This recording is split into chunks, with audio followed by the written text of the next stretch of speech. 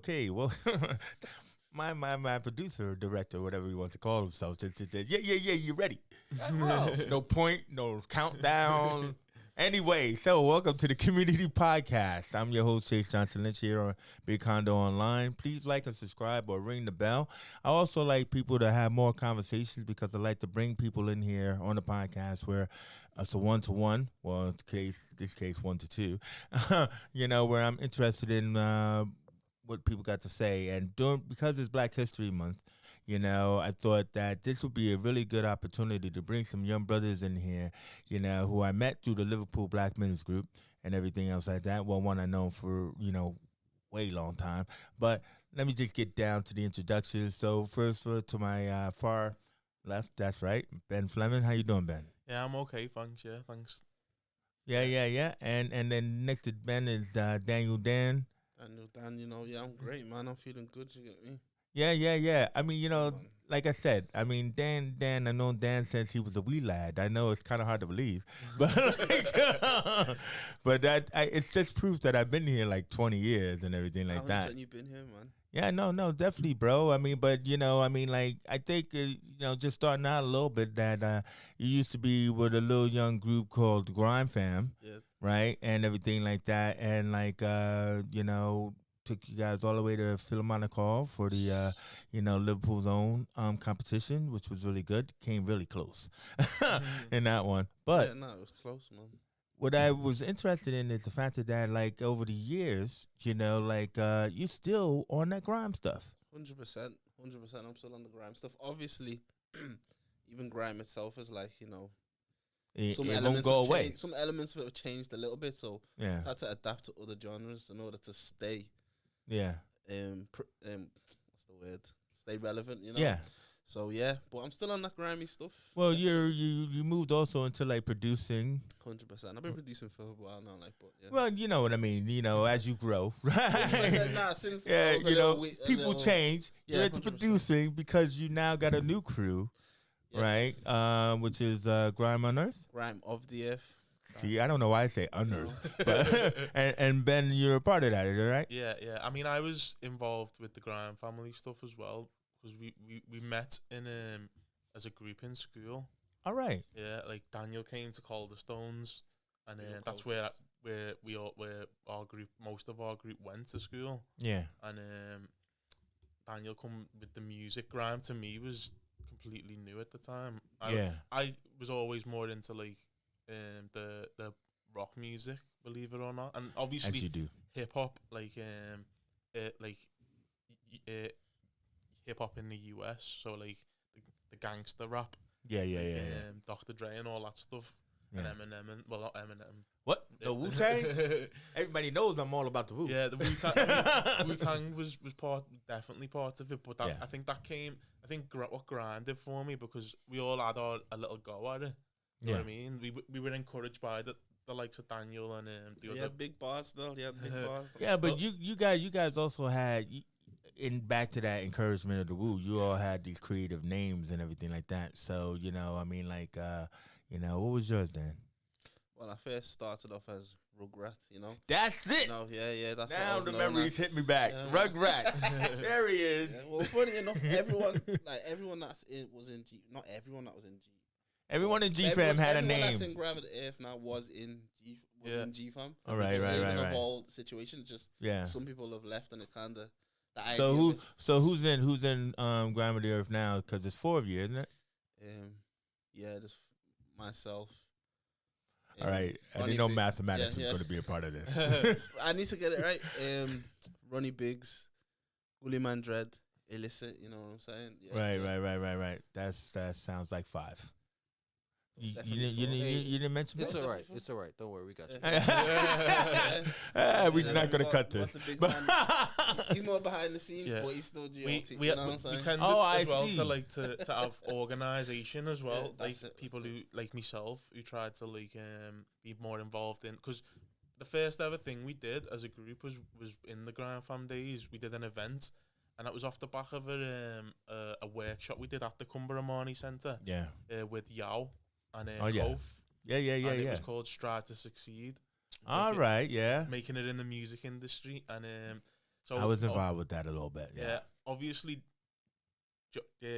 Ruggs, Ronnie Biggs, Gully Man Dread, and they were all the artists, and the other people who were involved in Grime Fam as well. Yeah. They were all MCs, so they had their selling point within the group, what they wanted to get from it. Yeah. But as somebody who's kind of on the peripheries of the music but wanted to be involved, Yao said that you need somebody to help be an events manager too. So got involved in that sense, and we organized. You became the man behind the team and stuff. Yeah, like just that. like helping organize things, and it made me obviously feel like more involved in it. Yeah. So I did like the music was the main thing for me as well, because grime was like it was something completely new, and it was something that could be done anywhere. Yeah. Just all you had to do was have the instrumental on the phone and the boys, and we did it literally all over Liverpool, every park in Liverpool. Yeah. Everywhere we went. Do you know what I mean? But also what you did was like, because like you got into the music video game as well, because I remember Dan Ruggs, you know, I remember you did your video, had a great drone shot in it and everything, and then Gully Man Dread was doing his video down in the Albert Dock and everything. So I mean, like if people wanted to look for a Grime of the Earth, I mean, do you guys have like one YouTube channel, or you just all divided into different little channels? Yeah, I'm pretty sure you can go on grimeoftheearth.com straight up, and then through there you can check out our individual bios. Yeah. Our socials and merchandise as well, t-shirts and CDs. They got merch. Yeah. Merch. Gotta have merch, bro. I'm surprised you're not wearing it. Yeah. He's like, nobody told me. Nobody told me we're today. Anyway, but either way is the fact that you know, so doing the music thing, basically also being positive young brothers and stuff like that, you know, you're striving to succeed. And so my man Ben here, as I met him, you know, he has just now finished his master's dissertation. Yeah, that's the which one. is not hard, which is hard to do. Yeah. So tell us, bruv. I mean, you know, now that the sweat and tears are gone, I mean, like, tell us a bit about it, because I'd like to know what it is that you were working on. Yeah.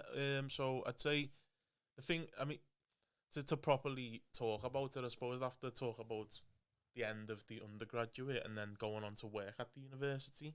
And I think I've seen a lot of professional people within the professional services departments in the university who either had master's degrees or had gone on to do doctorates. And I've seen that. I have a master's degree. No, I'm kidding. Well, no, I do. Oh, Go that's ahead. great. Yeah, it was an experience. It was working there and seeing all of these people and what their career trajectories, plus the fact that I really enjoyed the higher education environment when it comes to the actual education, rather than the social side of it. I found that I wanted to go back, and I originally wanted to do a PhD as well, right? Because I wanted to teach at university level, because that was kind of the only option they left open when you study something in the arts, English, history, stuff like that. They say, well, the only thing you can guarantee go into really is teaching. Yeah, and I didn't really fancy teaching at a secondary school level, so I wanted to at least wanted to be able to teach at college level. Yeah, that's why I went back to do my masters, and the pandemic hit in the second semester, and that kind of slowed things down a little bit, because I was going back as a mature student with two children as well. So it was just, I mean, I remember telling my line manager that I was doing a masters, and they're looking at me as if to say, "Are you out of your mind?" Sort of thing. And then like even being like people saying to me, "Why are you doing that?" And well, maybe the answer why is for what was the subject. Yeah, exactly. Well, it was ancient history and classics. Now here we go. Yeah, so it's like there's no, like if you're going to do engineering or you're going to do accountancy, your earning potential goes up by a massive amount if you do a master's. But with things like ancient history and classics, it doesn't necessarily. It might go up by a little tiny bit. But I think it was more a case of like I said, I wanted to become an academic. And part of that was for vain reasons as well, which taught me a valuable lesson, was I wanted to have the doctor before my name, Dr. Fleming, do you know what I mean? But obviously, it slowed me down massively. It takes a lot of mental energy to complete something like that, especially during something like a pandemic, and having children to look after too, and kind of feeling guilty as well, thinking, should I be working full time and providing for my kids? But then I also thought, like, as young men, sometimes young men need a bit of an example and an inspiration. I'm not saying that they would want to go and study ancient history at university, but if they've got a goal in life, if they want to, be a whatever, then they need to know that it's going to be hard to get there, and that people are going to ask you why and kind of doubt you and think you're a bit stupid, maybe, for pursuing that path. But that was part of it too, giving me kids something to kind of, and being able to, when they are trying to go for their things when they're older, that it's going to be hard, being able to say to them, it's not going to be easy. Do you know what I mean? Don't think it's going to be easy. And also, it shows the power of education, doesn't it? Definitely, yeah. So, I mean, like, when we're talking about the, ancient history and the classics and everything, pretty much, this leads me into, like, another topic around, should Black history be taught in schools? Like, I had just participated in the US-UK Summit on Race last week. And, like, we were sitting around talking about it. And my whole thing is, here in England, or here in Liverpool, anyway, they're not teaching Black history in schools. So there was a video that was made where somebody went around and asked young people, the importance of learning Black history or Black studies. And so I'm going to throw that at you fellas. It's like, because you are involved in educating yourself, which I also find even more fascinating. But tell me, how important is it that we should have, like, Black studies in school? Yeah, I think it's very important, I think it should be, from my perspective, I think it's, it's important to educate the Black youth, and not just in 1 month, neither, spread it out a little bit, amongst other subjects as well, because I had to teach a lot. I had to teach myself, and also learn from what, like, my mum taught me, my uncles taught me, what I'm saying, things that almost go against what you're taught, you know what I mean? So I think it's very important. It would have given me a bit of I would have felt part of the curriculum, do you know what I'm saying? Yeah, it's this weird sense of, like, when you're not taught it, like, and what feelings, come up in you, exactly. Like, as a young person, you know what I mean? Like, I mean, pretty much, like I said, knowing of you, like, in the early part of your life to now, seeing the young man that's before me, that's a person who survives the streets, you know what I mean? In that aspect. But how important is it, like, when everything is said to you, this is bad, or this is not important. But if you had that level of learning about kings or success, or I just read this morning that a Black guy named Robert Crumb created the potato chip. Now, it's the potato chip, bro. But God don't, I eat potato chips. As do everybody else out there. Yeah. And a Black guy did it because a white guy was ornery in the restaurant. About his cooking. I see. I wonder. Now that's our brother Jay here. Sorry, I'm over here in the corner. You can't see me. Just like normal on cameras. Eyes and. Go, Jay. Just say what you're saying. So my thought was, do you think it's important to be on the curriculum, or do you think it's important that we as parents teach our children? Do you think there's a difference in that? And do you think if because it's not on the curriculum, should we be doing more to teach our own children? Well, okay, those are like 3 questions in one. I think it's very important for parents to teach their children, but then what happens is that the parents weren't taught. So I'm always saying how I'm like the ugly American, where, I mean, I come from America. I've been here 20 years, but I grew up on this false whitewashed history. So since being here and learning from other brothers who know the knowledge, you know, they've opened my mind at a late age that I am, which I won't say, but it's late. But my point is that so you can never too late to learn. So I just think that as long as it's been denied, you know, we have to open the book somehow. School is a good place to start. Then those kids could go home and they could share that, and then the parents could trade information. Yeah. But what about you, Ben? Yeah, I mean, I suppose the best answer to that would be why it's important to be taught on the curriculum was something that me and Daniel were watching with Lawrence Westcraft, with Henderson and Trent, where he's doing an interview. And Henderson's answer to like Black History Month, where he said like he feels like some white, like, people who aren't black, let's say, don't know about Black history, and sometimes they might not want to ask questions, you know, because, or like we were talking about before, they could feel like, or the black person that they're asking could feel like they're being patronized a little bit. Yeah. So like I the feel like fragility kind of. That's an important reason why Black history should be taught also. Obviously, because young black people need to learn about their history to get that confidence in education that, you know, I do belong here, sort of thing. This is for me too, but also like for the young people who aren't black, who don't know anything about Black history, to learn for themselves, because that kind of makes racism harder to manifest, because then when they know that these people have got a history like us, and, you know, it like I was saying as well earlier, that it's human history, it's not just black history. Yeah. Because as it's a well-known fact, the first people on the planet came from Africa, where they had to be black. Yeah. You know what I mean? So like, it's human history, which is an important, probably the most important history for people, because I think for me, practical history is the most important thing. Things that you can learn and take from history now, and like use it to make your own life make a little bit more sense, or your own purpose. But I mean, like, I watch a lot of movies, as we all know. I'm pretty sure you guys watch some films and everything.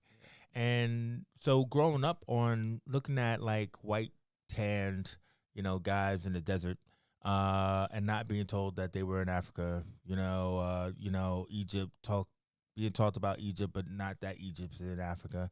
You know, it's just the factor that it just makes you feel, I don't know, it's weird. It's a weird feeling, because now that we have, you know, this, I'll call it this woke culture, you know, now that we have diversity in films, it's even weirder for me. I don't know how it is for you, but it's weirder for me to look at a Western or something that's set in the 19th century or something that's set in Egypt and looking at black faces. Yeah. You know, I mean, how's that for you guys? I mean, Bridgerton, for Christ. Yeah. You know what I mean? Bridgerton was a good example, I think. But I also think as well, outside of, you know, like things that are set in places that actually exist. I was watching the trailer for the new Game of Thrones.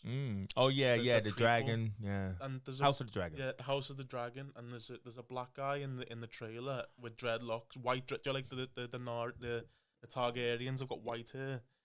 He's clearly a Targaryen because he's got white hair. He's a black Targaryen. Got dreadlocks, and it's like, I was happy to see that, but at the same time, it is something, like you say, at first. It's weird, though, isn't it? I mean, you're happy, but it's weird because if you grew up, I mean, you know, watching these films over and over again, it's like that conditioning. Yeah. You know what I mean? The media has been conditioning us to feel this less than. I mean, that's why it must be even worse being in Liverpool, because Liverpool being built on slavery, they spend the last 20 years talking about Slavery Remembrance Day, as if that's the only time black people traveled in a boat. Yeah.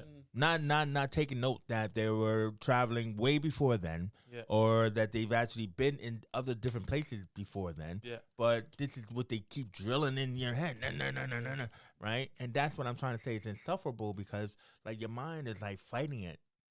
You know? What about you, Dan? Do you have those feelings when you look at movies like that?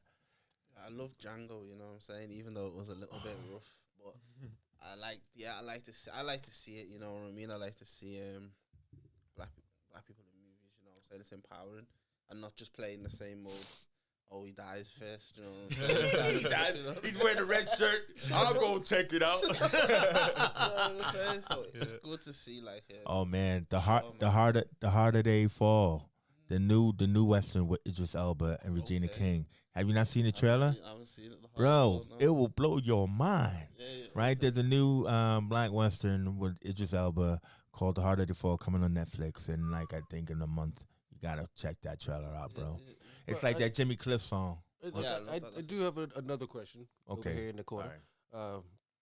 Yes, sir. So do you think a lot of, because I do some background TV work and thing, do you think some of these roles that they're given to black people in these movies, do you think it's forced? Like it's because of the woke generation or whatever you want to call it? Do you think it's because I find it's sometimes it's a little bit, it has to be, like for instance the last Fantastic Four where they had I know where they had Michael B. Jordan who had a white sister and he was playing the Torch, and it's like, well, he didn't have to be a black guy, but he did not. And so do you Never think do that again. Maybe some of these things is a forced thing that we need to? Well, yeah. What was that? What was the bowling girl? That TV show that was just on about the Black Queen. I think she was playing Anna Boleyn, but she was a black woman. Yeah. And it was all about the famous picture of Anna Boleyn and everything. Did you hear about this? Or you just I didn't even bother seeing it because it was just a controversy of how dare they. Yeah. Yeah. You know? So yeah, sometimes you could go too far. But it's like when it's actually correct, because like in the West there were black people. Actually the word cowboy comes from the black guy who tended to cows. You know, so like in that aspect is that to see them in Egypt or to see them in Roman times, yes, those are all okay. You know, you now painting a different picture for me. Yeah. But when you actually say, hey, let's go play around with changing this white woman who we know was white and make her black. Let's just do that. I'm pretty sure that's empowering. And it was, oh, my God, it was a big landslide against the, I don't know if it was the BBC or whatever. I think it was the BBC, yeah. Oh, God. But have you heard, you guys haven't heard about that? No, I mean, I think another an example of that as well from the BBC could be the Fall of Troy series that they put out, where he made Achilles black. And Achilles, was he Roman? He was an ancient Greek. But I did read something about that, and they were trying to say that because the Greek people weren't all necessarily Greek. I'm putting up my two fingers here. They air quotes. I'll do your air quotes. Yeah, thank you. Do my air quotes. So they weren't all Greek. They were assimilated into that culture. So it was apparently it was because I think they were saying historians are still split on whether or not he was black. Yeah. So because I literally just read that. I don't know where I read it, but well, Helen of Troy could have probably been black, but you know, what they have done not. Yeah. But there's a lot of parts where, as I said, for me, it's the fictional characters that, you know, for instance, everybody's screaming and shouting about a black Bond. I'm like, well, why does he have? You don't need Bond to be black, do we? I mean, they tell you. No, you just need another 007 to be black. Exactly, and that's the thing that people are missing. It's like Bond is 007. But spoilers, Bond's dead now, so you can easily do that. I haven't seen that. So. Okay. Is he dead? Yeah. That's all right. Oh, damn! Sorry, man. That's what's wrong with this guy, bro? That was cold. Just ruined it for hundreds of people. No, man. Everybody else saw the movie, but you guys. Yeah, I didn't. But I haven't watched the Bond movie in years. But even if we go back to Bond, why do we want that character to be black? Yeah. He's like the pinnacle of white supremacy. You know, I can just walk into any place and shoot everybody. You know what I mean? License to kill. Yeah, it's like, I don't need him to be black to feel comfortable. You know what I mean? Yeah. So I know too many brothers on the hood that do that. So anyway, but just going back to the cowboy movies, you need to find that movie Posse. I love Posse. Yeah, very good movie about black cowboys, like a whole black cowboy. Crew, you know what I mean? But that's what I'm trying to say is a lot of them were black, right? And and everything, you know, just in the name alone. Hey, get the cowboy, over here and stuff like that. But then they thought that, hey, you know what? That's a better sounding word than rustler. Or ranch hand or whatever, or something like that. You know, but again, how we affect the movies. But that's how I like that movie. Posse came out because you know Melvin Van Peebles has just passed away. But I learned a lot of that history from that movie. Yeah, that movie was coming out. All the white people were pissed off because they're like, "Oh, we're no black cowboys." Blah blah blah blah blah blah blah. And then because that movie was coming out, he decided he showed a bunch of the history. He's like, look, this is what we were doing. We were hanging out with the Chinese people, you know what I mean? Trying to help them out too. And you know what I mean? So, you know, anyway, moving on. I'm over here in the corner. Sorry. Yeah. Too much stuff off camera of just our faces looking like this. But either way, is the reason why I brought up the dissertation and your love of history and everything is that because I had introduced you to another podcaster on our channel here, James DeBow, for the Discovering Show. Please watch. And we just came from a games night. Yeah, and everything, and we all sat down. I felt a little bad because these brothers were trying to play chess, and it was funny because it's like in the middle of the game while James talking and then Ben would go like this. He moving beats. I didn't even know his dad noticed. I was gonna say I didn't see that. Yeah, he did do that. But tell us about that conversation or the effect of that conversation for you, because it was kind of like for you, you're actually engaging in somebody who's dealing with the same material or even further back for you. Yeah, because that's where we could talk about that prehistory stuff. Yeah, I think the beauty of the stuff that James covers, like it is a lot of it is prehistory, and that kind of is the starting point where he is periods that he covers was kind of like the start. Is where the stuff that I was learning at university starts, and I think like he said, human history does go a lot further back.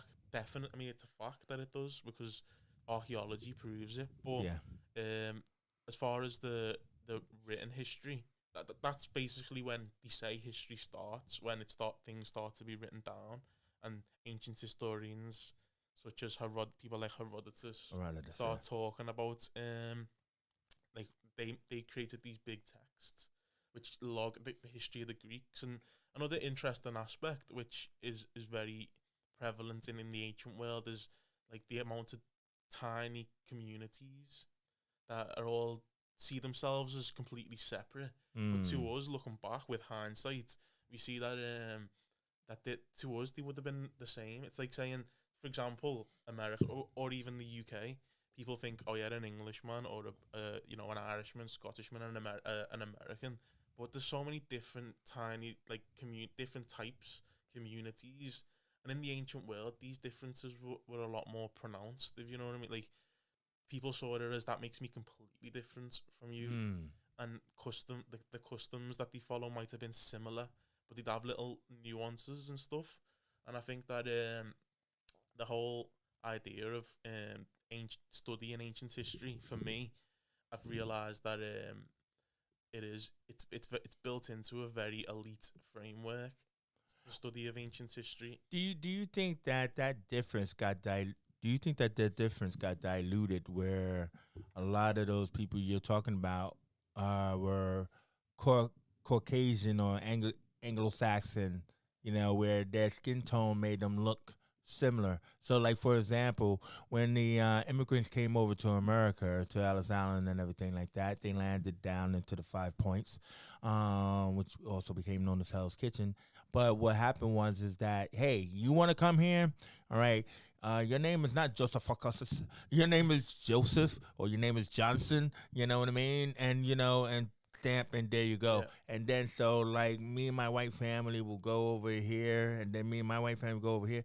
But we will actually be Italians or Polish or Irish, And then, like, it's like, who cares? It's like you're all Americans now. Yeah, that's the I mean, another thing that was very prevalent in my research for my dissertation was how the Romans, when they came to Britain, they subdivided the tribal units that were like, oh wow, they subdivided them like for taxation purposes. So they bring little groups together into one big group and put them under an umbrella name, which meant that it was easier to draw tax from. So they'd know how much tax to expect from that tribal unit. But really, what it was made up of is a lot of very small communities that were brought.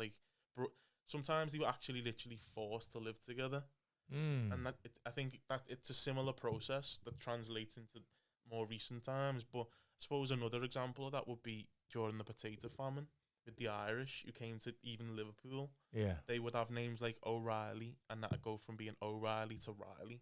Yeah, exactly. That's what I was trying to say. Yeah, so I couldn't think of example. I think it's an administrative tool, which is going back to what we were talking about racism being an economic thing as well.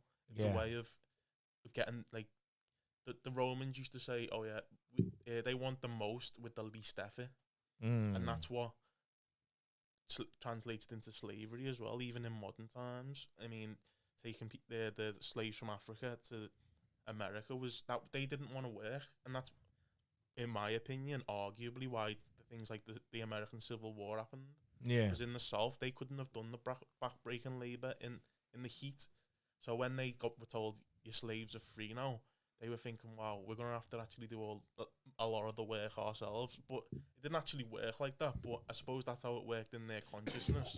Yeah, and I think that this idea of getting the most value for the least effort is something that is very even prevalent today, I suppose, with like things like investment and interest, money lending and stuff like that.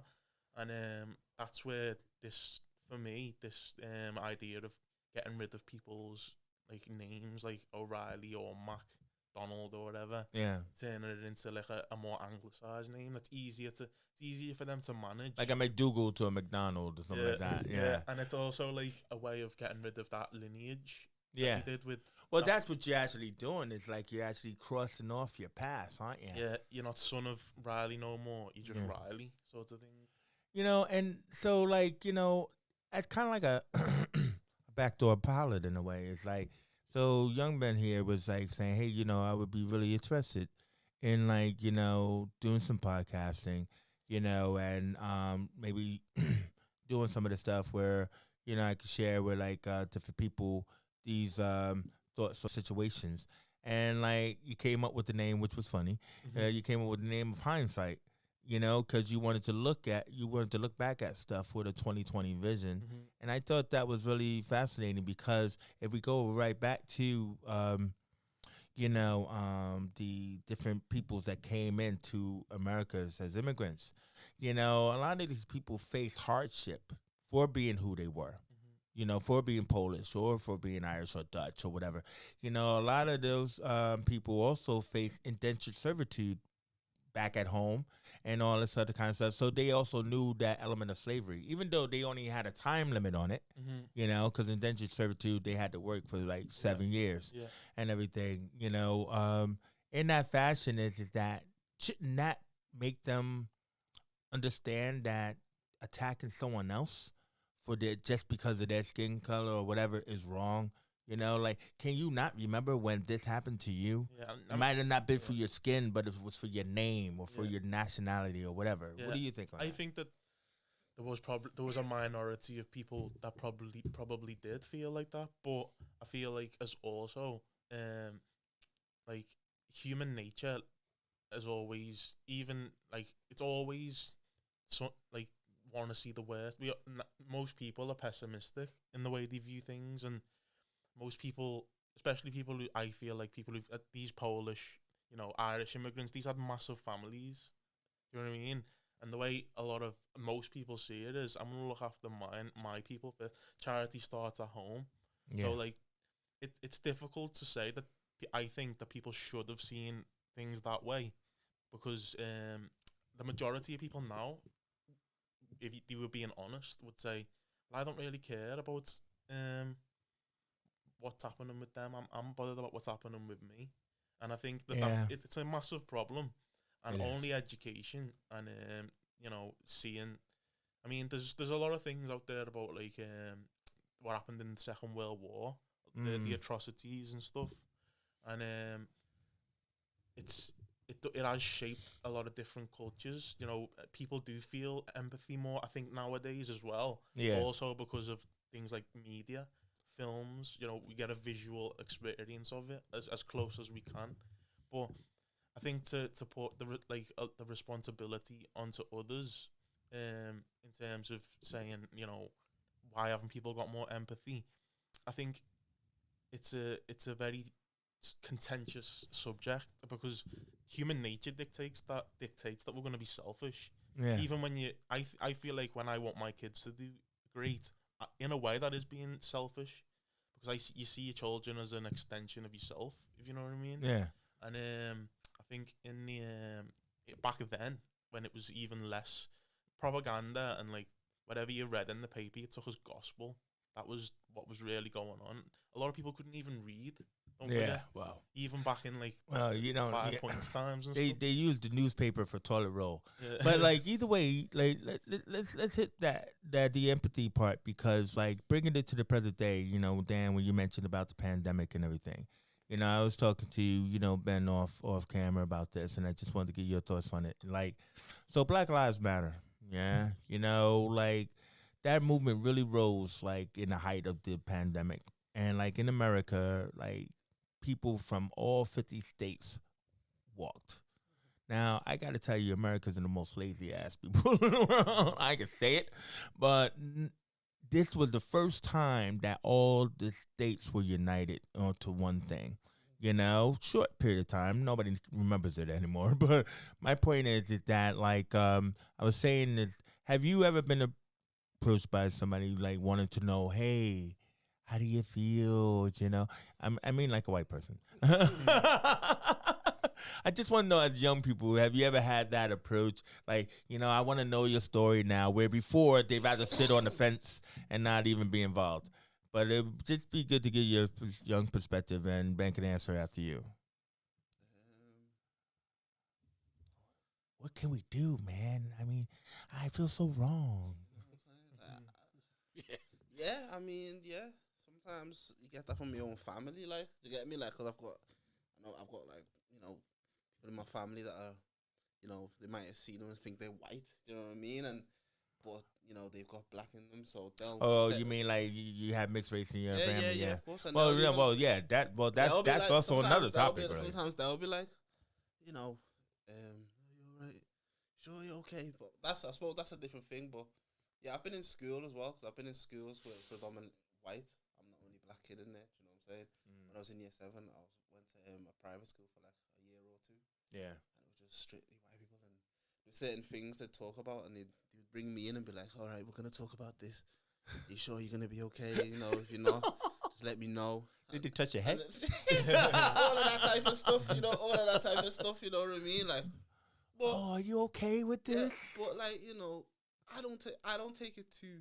Obviously, when you're young, you're trying to figure it all out. But I don't take it too to heart, because, like I said, maybe that was my mission, not my mission, but maybe I was that guy. Well, did you explain it to them? Because that's what I'm talking about. Is like people, they felt nowadays in the security, they're like, yeah, man, what do you think about all this? This is so bad.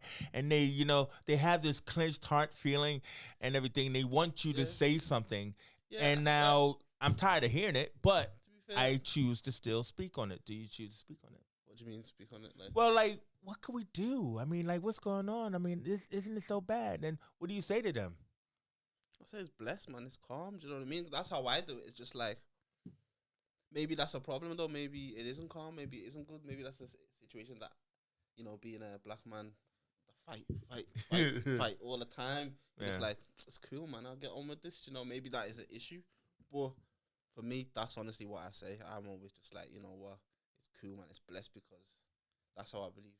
I've always knew, things are gonna change anyway. Do you know what I'm saying? Like, in my mind, I'm confident to know that change is always gonna come. Change is always gonna come as long as we talk. Yeah, of course. You know what I'm saying? And I feel like, each generation, I think we were speaking about it before, the younger generation, they're not, they're not having it. Do you know what I mean? Like, I don't feel like they're just not having it. Like, the older generation might be like, oh, they got no respect, and a lot of them haven't got no respect. Don't get me wrong, but respect is a two-way thing. I think some of these kids, they're just, they don't care, man. And when I see them, I think, yeah, you're gonna change things. You know what I mean? Because that's how much faith I've got. It might not have always said to myself, even from a young boy. I'm thinking, how am I having these conversations about myself? I'm thinking, as a young boy, I'm thinking things are gonna change. I'm positive about it. Do you know what I mean? I'm positive about it. And as you said, now the Black Lives Matter. I'm still battling. Is it the people going out there and marching? Why do you think we're getting all these things, or have they just give it to us to shut us up? I do get that battle, but I like to believe that us, as you said, getting into certain on the movies and them empathizing with us and all that type of stuff, it's change. It's different. Change is coming, and I believe it is. Yeah. It's just it needs to start happening outside of sport, and it's happening in sport and acting, but also in like academic world and stuff like that. Yeah. But do you think it's actually happening in sport, or do you think it's the same play? Like, because I'm the same boat. Like, for instance, the whole kneeling at the football games or whatever, and you've gotten so much pushback from that, but at the same time, what's actually changed? They played Hungary the other day, and you know what I mean, monkey noises and booing and all those other things. So is it actually changing with this stuff, or are they just doing it again? As you said, are they just placating? It was a fad. I don't know if it is changing, but as you said, I feel like even in the sports world, if all the black people said, what, this weekend we ain't playing no football, you know what I'm saying? Which I thought, that would be a hard thing to do. I feel like, that's when the real change is gonna come. Like, you know what I'm saying? When people start really saying no, like, I'm gonna put this before football. I'm not just gonna kneel, as you said. Like, kneeling is all good. That's great, but and turn down your check, man.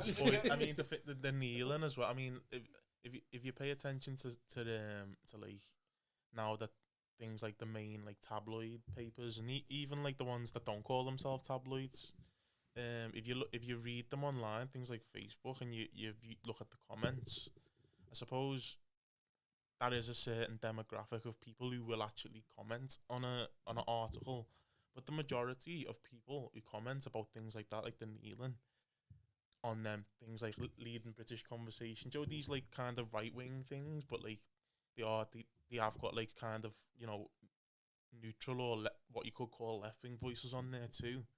I feel like the majority of people in this country comment on them like question why. Don't be turning football political and stuff like that. And I think I'm here to watch a game. You kind of miss the point of it. Is that when a football player is playing, they should they're getting like back in the day, people used to throw bananas and stuff. Yeah. And people like Howard Gale and stuff like that in it when he play for Everton and teams like that.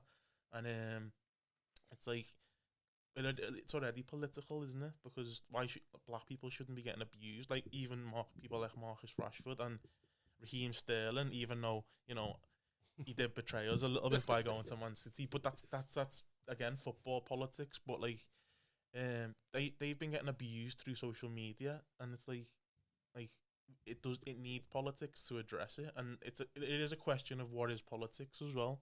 Is politics stuff that goes on in the House of Commons and laws that get changed and stuff, or is politics stuff that actually changes like on a human level, the way people see the world and perspective and stuff like that? So it's interesting to see like the reaction to people kneeling and like but in comparison to other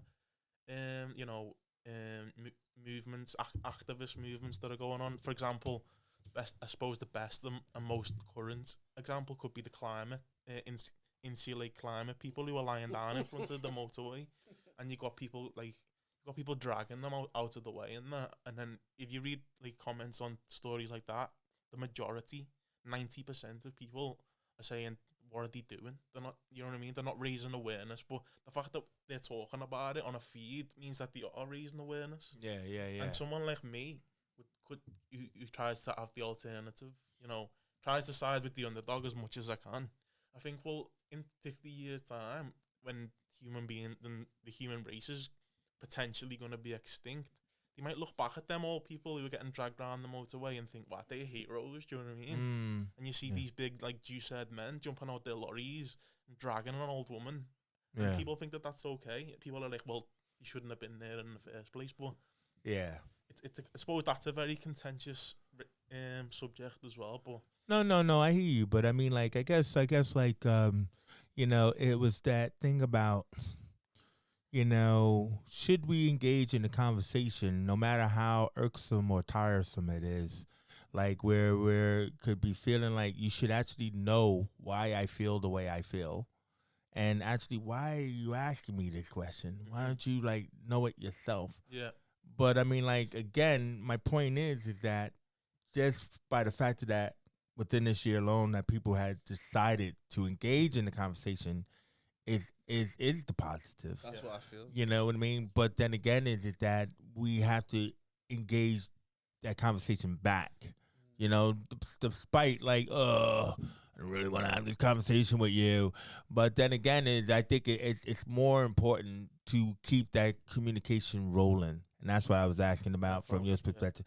I mean, because, I mean, has anybody ever asked you, I mean, like, you being an academic as well, you know? No, I mean... Are you serious? No, or did they want to ask you just, I chose not to ask Ben? It goes back to that point of being, like, a person of mixed background in Liverpool. Like I was saying when I first arrived, and I've spoke to Daniel about it as well, it was only really when I, like, started, like, being in Toxteth with the Graham family like group and you know, hanging around there, that I realised that like people black people's do, when you're mixed background, they do see that you're of mixed background, whereas white people might not. They might wanna or they might, through ignorance, they'll think, yeah, he's obviously white because his skin isn't black. You know what I mean? He hasn't. I mean, people have said I've got black features, which I have, and you know, me hair and stuff. But like, they'll just make a quick assumption based on what they think. Do you know what I mean? And it was only when I came to Toxteth with the amount of people who are from mixed race families in Toxteth that straight away people know what you are. Do you know what I mean? And you get treated like part of the community. But it's not necessarily, I mean, I know a lot of mixed race people who aren't from Toxteth, who might live in the north end of Liverpool or whatever, who, until they came to Toxteth, they didn't even know what black culture was. Do you know what I mean? Or some of them still wouldn't identify as black now.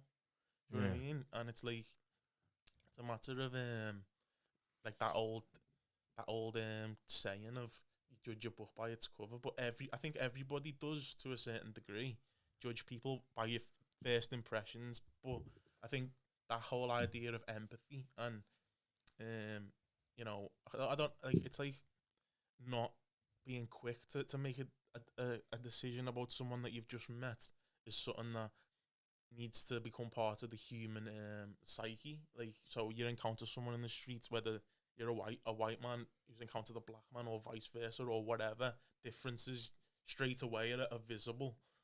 Being able to like kind of look past that sort of thing, like, I think what's interesting about that, and I guess this is kind of like part of like the last topic, is that like this mixed race identity scenario is interesting because, as you're saying about yourself, well, one could clearly see that you're mixed race, right? But then Dan is saying, well, I have like white people in my family too, right? So, like, well, no, I don't see it on you, right? So, you know what I mean? Exactly. What? You got white people in your family? Exactly. You know? I have white people in my family, too. So, I mean, like, the whole point about it is that aren't we all mixed? You know, like, the deal is that you just said about judging people by the book, cover the book. Yeah, you know what I meant. We'll get that in the end. But my point is the fact that you know, this is the issue. It's kind of like, I mean, I think they tried to do films on this, you know, like maybe you might see a white girl in school and everything, and you think, oh yeah, she's just Lucy, happy-go-lucky white girl. Then she goes home and she got a black family. She won't let anybody come to her house because speaking directly on that, where I'm from, we have literally the entire spectrum of black people in Bermuda. Yeah. I have a cousin who's not a very, very distant cousin, but far enough away, who I always say she looks like Pocahontas. No, not Pocahontas, like Snow White. Yeah. She's got like pale skin, really dark, straight hair. Yeah. But that's my cousin. And that's what I grew up in. And I think that might be part of what it is. It's just the exposure to that sort of, as I said, I was talking to Ben earlier. I grew up in a place where I didn't know what it was like to be a minority. You know what I mean? So when I looked at my cousin who was, for all intents and purposes, you would think was a white girl. And I'm like, well, yeah, that's my cousin. How you calling her white? She's obviously black because she's my cousin. But you can't, like, for somewhere like here where there's more segregation of communities, maybe that's part of it as well. I mean, I don't know what you guys think about that, because as I said, coming to Liverpool, this is the most I've felt at home in England. Well, yeah, I mean, it's like what Ben was saying about Tansif. I mean, I'm in Tansif, and I mean, it's just great. But like, unfortunately, outside of Tansif, a generation of people will say, "Oh, don't go to Tansif." You know what I mean? And there's nothing really actually wrong with it, except for it doesn't have like a movie theater or this or that or the other thing. But like it used to. But like, what I'm just trying to say though is that because I think this is probably a topic for your hindsight podcast. To delve in deeper. And this is just only a dip in the pool. But like when it comes down to mixed race identities, we're all mixed race in the sense we're all diluted, like from our grandparents on down to us and to our children who we have like partners with. I mean, so the issue is when you got the ultra skinhead or the neo-Nazi and the white person who won't consider themselves any of those people, but hey, I don't have any black people, I don't know any black people. Right? So in that aspect is I'm pretty sure you do, because I'm pretty sure there's somebody in your past that didn't affect your skin tone. But I mean, in that way, is that I think that's also a thing that our society, when we get to our next generation, will even be more diluted with diversity. I mean, what do you guys think in the closing thing? And like in the last, I can say 10 to 15 years, traveling around Liverpool and feeling like Toxteth was the only black community. Now when I go to Kent, I went to Kensington yesterday. I was like, whoa. You get me? I go to Norris Green, other little places, see a couple of African families. It's like, you sure you want to live there? Wait. African families in Norris Green? Like, you sure you want to live there, bro? But they look happy, man. They're driving the cars, living life, Don't look like they're phased. They don't have that, like we were talking about this, weren't we? They don't have that, like, that... The history. Yeah, and the perspective of, like... Well, this young generation that's living there now is not like the same as the generation that was before, where they probably would have been attached. And the kids are starting to... Gentrification as well. I mean, I did my driving lessons in Norris Green, and from what I know it used to look like even like 10, 15 years ago, just from like passing through to what it looks like now. It looks like, to me, it looked like the same sort of area as like the nice parts of Liverpool, like Chilwell and Mossley Hill. It's like big long roads of like what look from the outside like nice houses, and they probably are nice inside as well. And like it's such compared to South Liverpool, it seems like a wider open space. There's more green, like more trees, more open fields. Whereas I think South Liverpool, I know people from the North End do refer to South Liverpool as Disneyland. It's Disneyland? Because it's where all the tourists go. Do you know what I mean? Oh, well, Sefton Park, Palm House. Yeah, and like the Beatles. And now stuff. Princess Avenue. Yeah. Yeah. I don't know. I've never seen that Magical Mystery Bus of late going to. The tour bus. Is it still running? Never used to go down Princess Avenue, but nowadays it goes. It down. does. It does. Well, you know what? Princess Avenue is beautiful. Yeah. Then, even like you go down to like Mossley Hill area and you've got Penny Lane, and then you see people Penny like Lane. Standing by the Penny Lane side because of the Beatles song, of course. But like the same people you see them on the tour bus going down Princess Avenue, like you've just said, taking pictures. Yeah. Very, wanting to. I think it might also not just to do with the Beatles, but also to do with the things like the riots and that. Yeah, the riots did have it at an international. Well, that was a stopgap that stopped people because like they would tell their children don't go to Tasa because of the riots, and it's like, come on, bruv. Yeah, come on, seriously.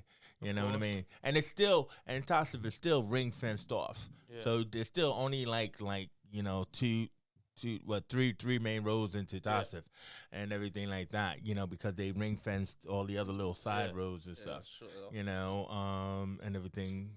But it's all good. Anyway, this has been a good conversation there, brothers. I mean, you know, like, I know we kind of, like, swam around, but then hopefully we get a good sense of, like, maybe what you guys will talk about when, like, you're doing, like, your own, like, podcast, because I think the young will inherit the earth. And lo, a child shall lead them. Hey. But I would like to thank my guests today, Ben Fleming and Daniel Dan. Rugrat.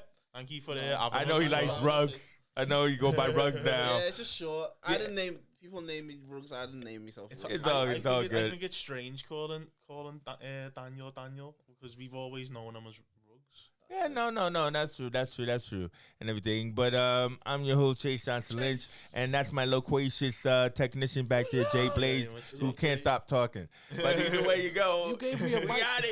Out of here.